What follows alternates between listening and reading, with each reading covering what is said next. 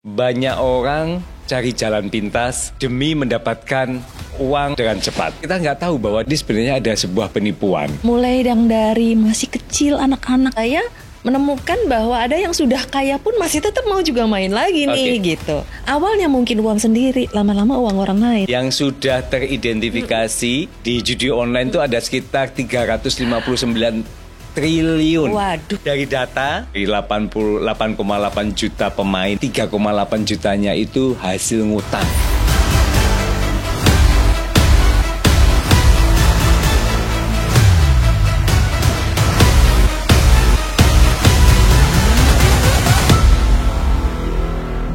Di balik layar ponsel, di era yang digitalisasi saat ini, miliaran rupiah berpindah dalam hitungan detik. Bukan untuk sesuatu yang produktif, tetapi untuk satu hal yang saat ini marak dibicarakan. Judi online. Saya nggak mau diobatin, itu udah bisa mau, makanya kayak gitu. Ada pasien saya dokter umum tuh, kan? Ya. Praktek judi online ini bukan hanya merugikan individu, tetapi juga mengerus ketahanan ekonomi keluarga, menciptakan ilusi harapan, dan menjebak dalam lingkaran hutang, serta tentunya ketergantungan. Saya Anton Daryono akan berbincang mengenai judi online ini dan dampaknya bersama psikolog klinis forensik Mbak Cassandra Putranto. Banyak orang sekarang jadi tergoda buat cari jalan pintas demi mendapatkan uang atau cuan dengan cepat. Menjebak dulu dengan sesuatu yang enaknya aja. Enaknya yang disuguhkan, nggak enaknya nggak disuguhkan. Dan kita nggak tahu bahwa di balik itu tadi sebenarnya ada sebuah penipuan. Begini Pak, sebenarnya mulai dari yang paling sederhana sampai yang paling ekstrim.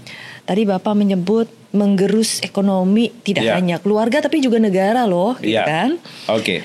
Nah, sebenarnya fenomena ini perlu saya sampaikan juga ternyata tidak hanya pada sosial ekonomi tertentu. Jadi mulai dari masih kecil anak-anak ini bentuknya mungkin bukan judi online tapi kayak game gitu ya. Tapi awalnya udah seperti itu tuh. Kemudian dengan mungkin main, pengen naik level, kemudian dia harus bayar begitu. Yang padahal nanti kalau dia bayarkan itu belum tentu dapat karena bentuknya semacam hadiah atau kayak undian begitu. Nah, dia mungkin maunya yang ini, tapi kalau dia bayar ini nanti diundi klak iya kalau keluar itu gitu kan. Nah, itu sebenarnya udah judi dalam bentuk kecil. Lalu kemudian sosial ekonomi yang dari tadi kalau misalnya instan karena pengen cepet kaya gitu. Tapi saya menemukan bahwa ada yang sudah kaya pun masih tetap mau juga main lagi nih gitu. Jadi bisa banyak sekali kan dari sisi usia, kemudian dari sosial ekonomi, latar belakang pendidikan juga itu ternyata bisa terjadi pada siapapun. Nah, ini sebenarnya dampak dari apa ya? Yang kita kenal sekarang itu yang namanya kemudahan era digitalisasi tadi ya. Dan juga di era digitalisasi kita melihat cara pembayaran itu semakin lebih mudah lagi ya.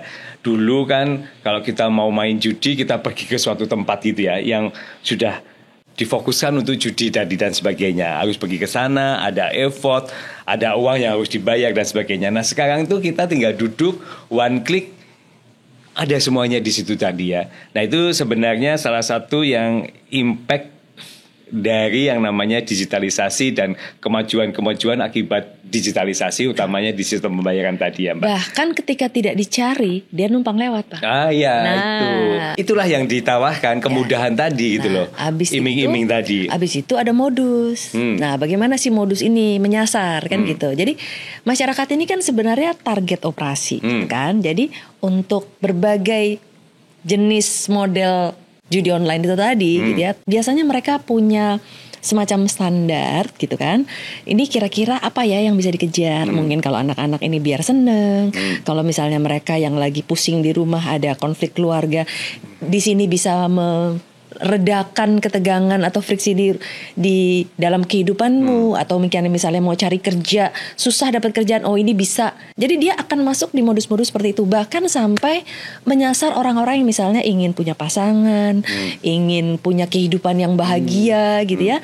Apalagi sampai tadi karena memang mengejar keuangan yang lebih baik gitu. Nah, ini semua modus. Nah, itu bisa akhirnya membelanjakan awalnya mungkin uang sendiri, lama-lama uang orang lain. Saya jadi tertarik nih, seberapa jauh sih BI ini sudah terlibat gitu, atau melibatkan diri, atau perannya tuh seperti apa? Yang sudah teridentifikasi di judi online itu ada sekitar 359 triliun. Waduh, kalau kita beliin bakso udah nyampe mana itu Pak? Jakarta Surabaya jangankan kayaknya. bakso itu, kalau kita uang 359 tadi berdasarkan data dari PPATK, itu kita lakukan untuk pembangunan berapa itu jalan tol sudah Padahal terbangun. itu sejatinya jalan tol, Iya, masjid, betul. pasar, sekolah gitu ya.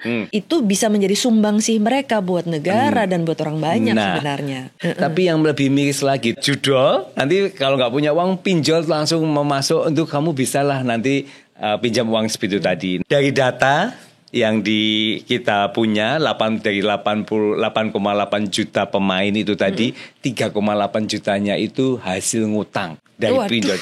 Dan ini apa nggak sedih sekali kan? Ini kayak lingkaran setan ini tadi. Kalau dia udah ngutang, kemudian dia nggak bisa bayar, masuk ke kriminal.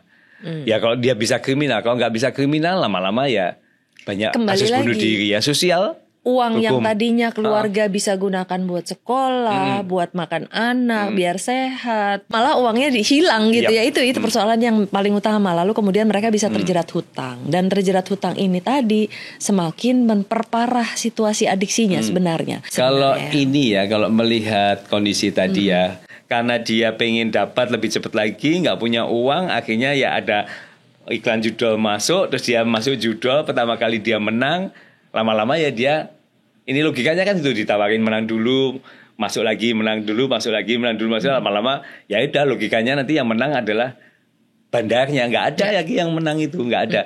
Kalau namanya judul langsung gitu, pasti ada yang menang. Kalau saya kalah, Mbak Cassandra menang. Tapi kalau damai ini siapa yang menang? Nggak ada yang menang. Pemain tuh nggak ada yang menang. Yang menang ya bandarnya, betul Mbak. Ya, tapi kan memang itu juga salah satu modus Pak. Emang sengaja dikasih menang dulu, menangnya sedikit-sedikit, satu, tapi nanti kalahnya 10, 100 gitu. Nah, lalu kemudian ada fase psikologis yang sangat menarik ketika mereka sudah kalah tadi yang satu menang, berarti kan dia dapat 3 kali kesenangan gitu ya. Lalu kalah, tapi kalahnya 10 atau 100 gitu. Nah, dia akan, ini yang sangat menarik nih dari fungsi otaknya, dia akan lebih ingat yang menang 3 kali daripada kalah yang 100-nya. Gitu. Lalu kemudian dia akan mencoba untuk mencari gimana caranya dia nebus si 100 itu human tadi. being itu perasaan human being atau gimana? Nah, persoalannya memang kalau dari sisi psikologi, neuropsikologi lagi-lagi Pak, memang ditemukan adanya kekhasan dari sirkuit fungsi otak gitu. Ya, jadi ada kondisi tertentu yang membuat seseorang menjadi lebih mudah kehilangan kendali impuls tadi, dan mereka yang memang punya masalah kendali impuls lalu kemudian dan lagi lebih mudah untuk kena ke adiksi gitu ya.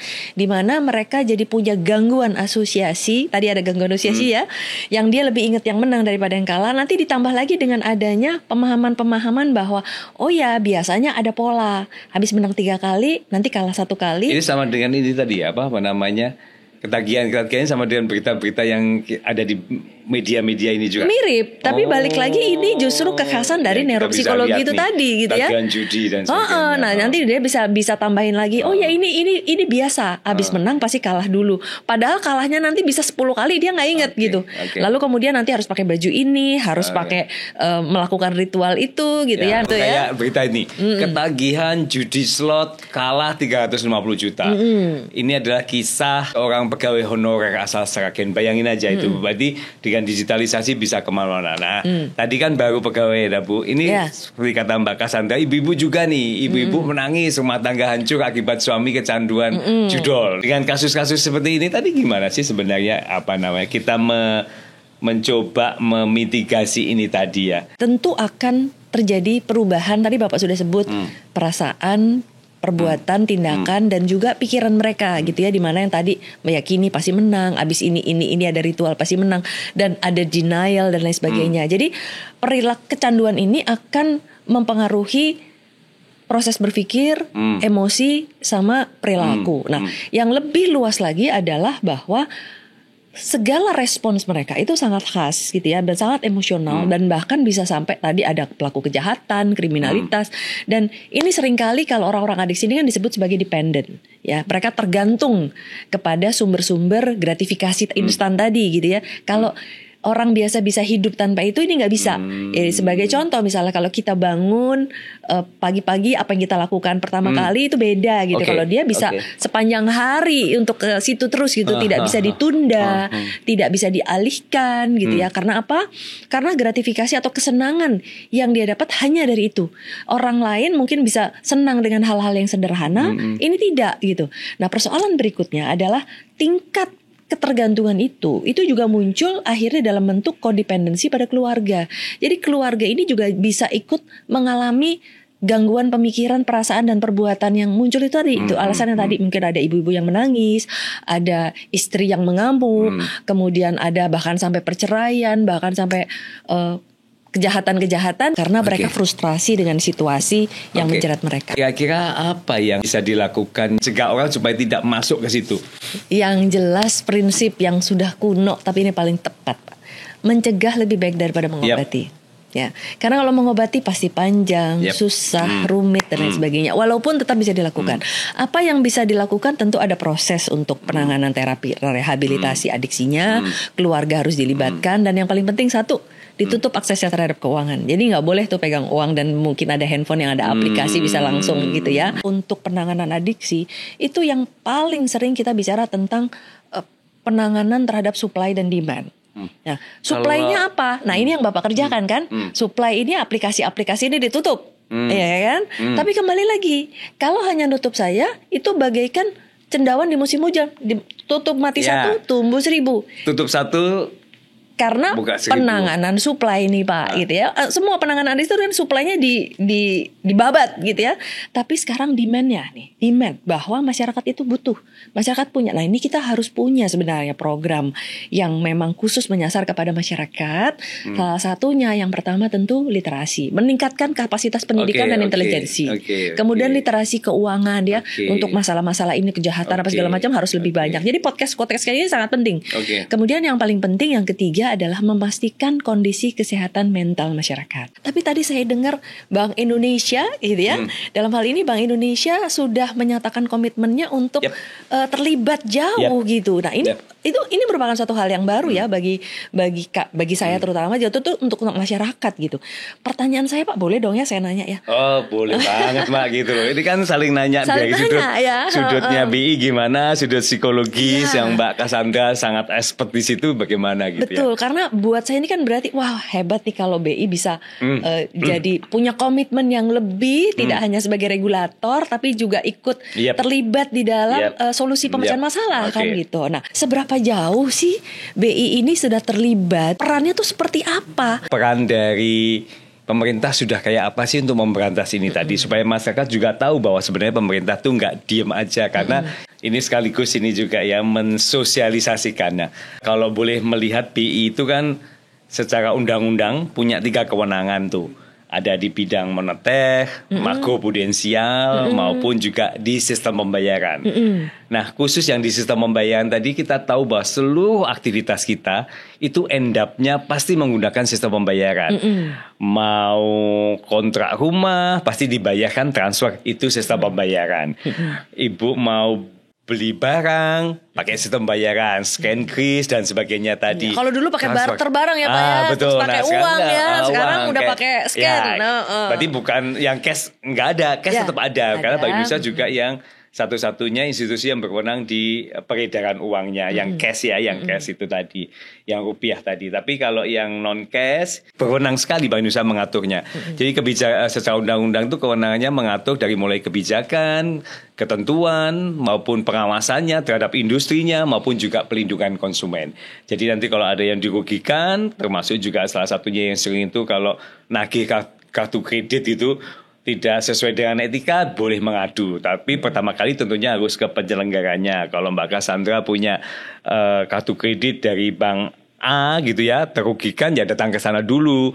Kalau di sana tidak bisa diselesaikan, nanti datang ke asosiasi. Kita punya namanya Asosiasi Sistem Pembayaran Indonesia atau ASPI. Nanti datang ke sana, nggak selesai juga, barulah ngadu ke Bank Indonesia. Nanti kita akan cek. Nah biasanya itu dari aduan banyak itu karena hanya kurang pemahaman, edukasi dan sebagainya. Setelah kita ajak ngomong dan sebagainya, baru customer itu mengerti. Nah kasusnya judul ini karena semua endapnya di sistem pembayaran, ya kasus-kasus ilegal itu pastinya juga melibatkan Bank Indonesia, judi online, karena pasti transfernya lewat sistem pembayaran. Kita udah diajak lah diskusi baik dengan institusi terkait ya, bisa dengan kepolisian, Kejaksaan Agung, Menko Polkam, PPATK maupun dengan OJK terkait ilegal-ilegal ini tadi. BI punya tim yang kokoh untuk terlibat di dalam proses ini kita ya Pak itu ya? ada yang namanya Departemen Surveillance Sistem Pembayaran karena yang mengawasi SP-nya plus pelindungan konsumen. Jangan lupa Mbak, jadi kita di gerakan Geber PK yang gerakan literasi edukasi tadi, selain yang kampanye dengan industri tadi, dengan konten, flyer, dengan video dan sebagainya, kita juga sedang bekerja sama dengan Kementerian Pendidikan untuk ada semacam MOU atau perjanjian kerjasama untuk memasukkan edukasi ini tadi di dalam kurikulumnya mereka, supaya adik-adik kita di pendidikan dasar, menengah itu bisa mendapatkan bagaimana sih edukasi terkait dengan layanan sistem pembayaran ini tadi, termasuk menghindari hal-hal yang ilegal tadi. Bank Indonesia sebagai otoritas utamanya di bidang sistem pembayaran tidak tinggal diam.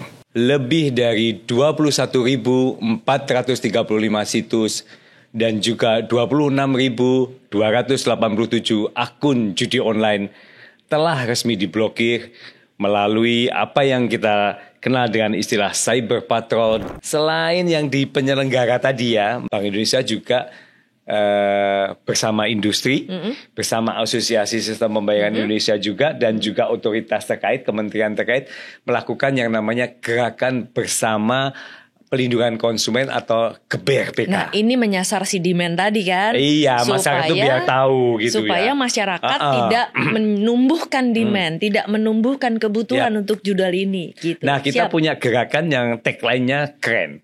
Generasi hebat anti judol. Teman-teman semuanya, Bapak Ibu semuanya bisa lihat itu nanti di hashtagnya di medsos masing-masing itu bisa yang hashtagnya generasi hebat anti judol atau Geber PK juga.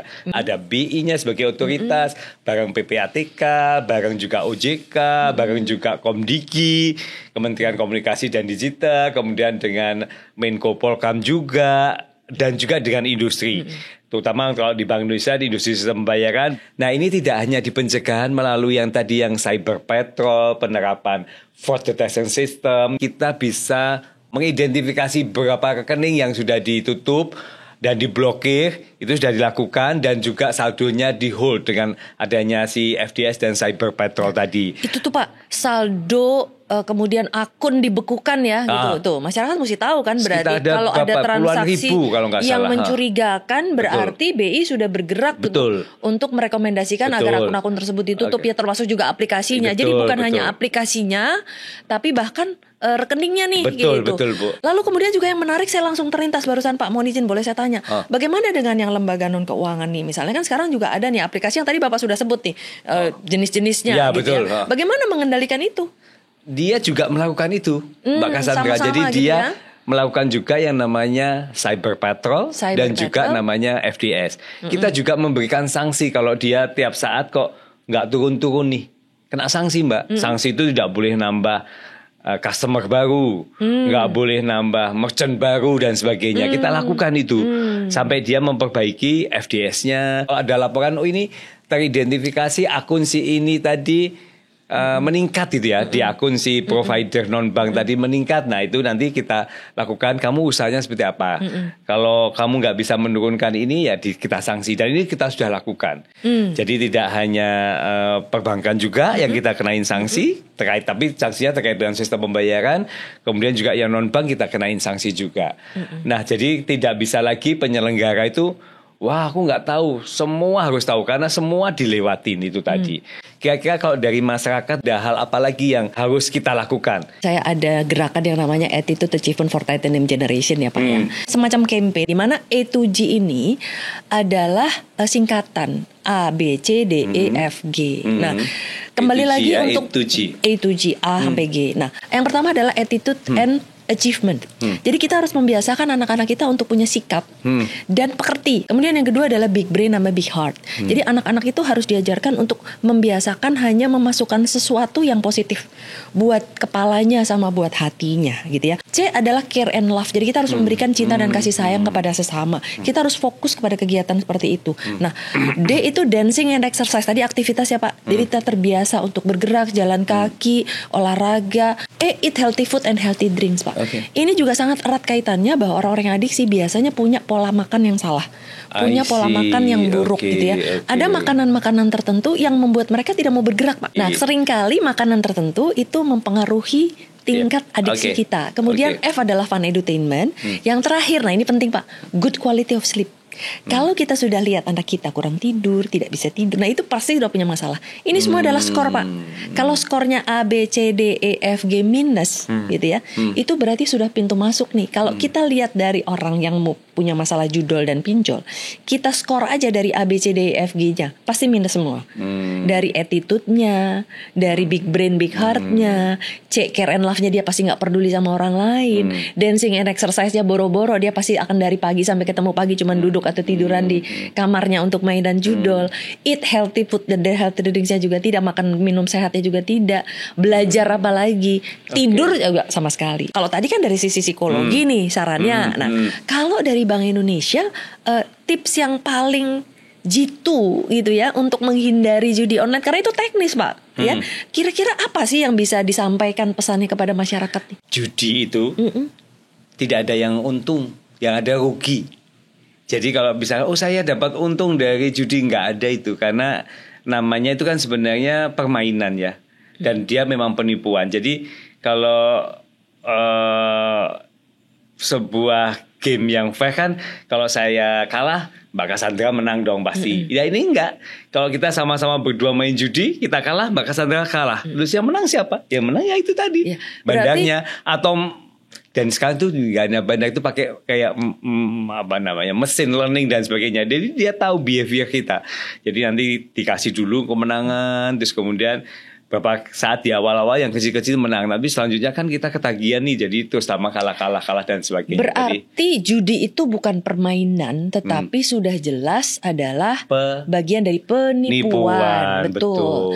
Dan saya tertarik tadi Pak, jadi bahwa ternyata bukan hanya BI saja yang bisa memantau si transaksi ini gitu ya, tetapi mereka sebagai penyedia layanan ini juga, mereka juga bisa mendeteksi perilaku masyarakat gitu ya. Betul. Karena mohon izin Pak, saya jadi terlintas nih ya. Ada salah satu yang saya kenal itu, dia bisa kena pada ayahnya, lalu kemudian seminggu berikutnya kena scam anaknya gitu. Waduh. Jadi berarti para penjahat ini bisa mendeteksi ya. Betul. Gitu. Dia sudah bisa dengan era medsos ini tadi, dia bisa mengelingkan masing-masing, termasuk circle-nya siapapun juga, itu nanti bisa efek branding tadi. Dan yang paling penting kembali sebenarnya ke pepatah yang lama orang tua kita bersama, bahwa hasil itu tidak pernah mengkhianati proses. Jadi ya kalau kita prosesnya bagus, hasilnya bagus, dan tidak ada semuanya itu yang instan. Itu peribahasa yang dulu sering kita dengar, tapi anak-anak kita nggak pernah dengar tuh. Kayaknya kalau mengayuh-ngayuh dulu, bersusah-susah dulu, kayaknya males banget. Ngapain sih mah lewat sini, lewat situ aja langsung bisa cepet. Nah gitu tuh anak-anak sering bicara gitu ya. Semuanya itu ada ininya. Jadi cerbasuki mau bio. Kalau kita ingin makmur mendapatkan hasil yang terbaik ya ada usaha di situ tadi. Jadi kalau kita pengen basuki itu mulia, semua itu ada biayanya. Biaya dalam hal ini ada sebenarnya proses, kayak seperti itu tadi ya. Jadi tidak ada yang instan. Tapi nilai-nilai ini sendiri yang mungkin juga harus ditanamkan juga ya kepada keluarga, sekolah, masyarakat gitu. Karena ini sering dilupakan nih pada anak-anak nih.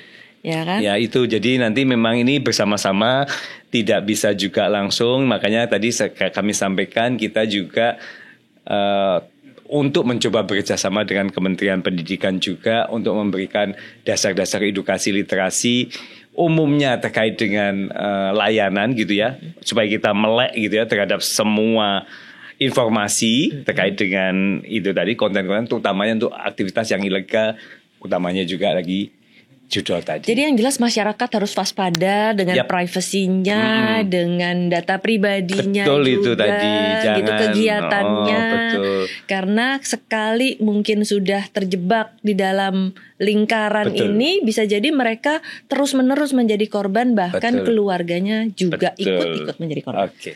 Ya, diskusi ini memang benar-benar menarik, Mbak Cassandra, terkait judul ini. Bagaimana judul bisa mengaruhi psikologis kita, ekonomi kita, dan dampaknya tidak hanya buat kita, tapi juga buat keluarga kita, buat masyarakat, dan juga buat negara yang sangat luar biasa.